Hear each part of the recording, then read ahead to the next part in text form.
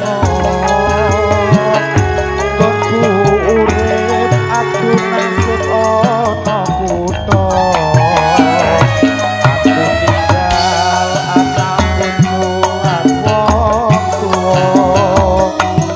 Urip ning desa tansah keloro-loro Pancen saiki uripku wis mukti Nanging aja mbok anggap aku wis lali Jroning ati mung tansah ana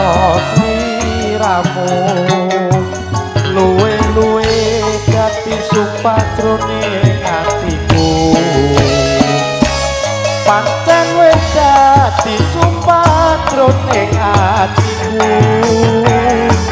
Yen durung bisa keturutan karepku Aku ra bakal mring wekasanmu Tak jaluk sabar ngenteni tekadku Yen anakmu takon sapa bapake kuwi kabeh ngono wis ana benere Kandan ono aku isih nyambut gawe Nggo mulyake anakmu lawan